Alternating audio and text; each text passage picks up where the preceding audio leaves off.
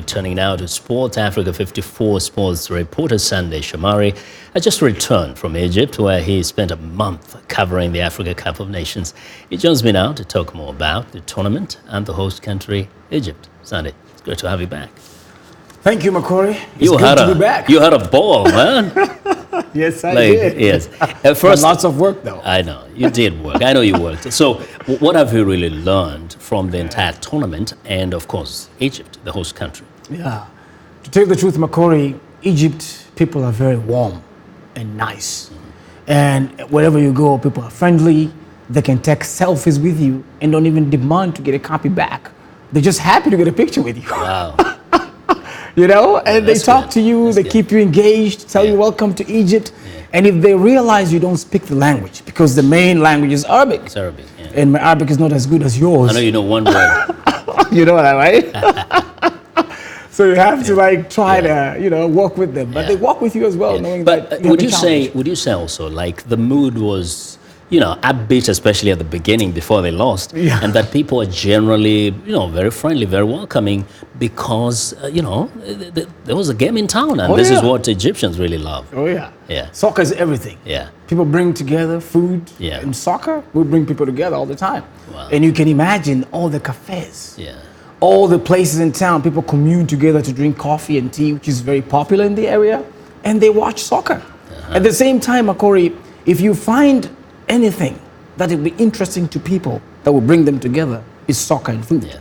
And that's what happens. Especially in Africa. Especially in Africa, very specific. Specific. It is in Africa. But you see, when somebody goes out there to cover soccer, people think it's just, you know, it's just fun. It's just a great time. But are there challenges that you faced or you kind of had to experience as you went about reporting about soccer, but even other things? Of course. Especially when you go into a country where people don't speak what language you speak, especially the dominant Arabic in that country. So that was the biggest challenge. However, they put things across to help. Like in all the stadiums, you have volunteers. These volunteers could speak at least 3 languages. They spoke English, Arabic, and French. So they were very, very helpful. Also, security. These security organs were very well placed. You had like 3 checkpoints before going to the actual stadium.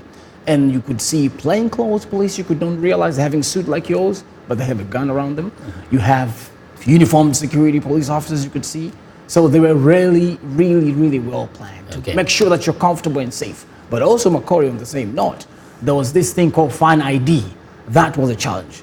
So many fans in the beginning were locked out. If you heard the Kenya game, many people were locked out because what? They didn't have that fan ID.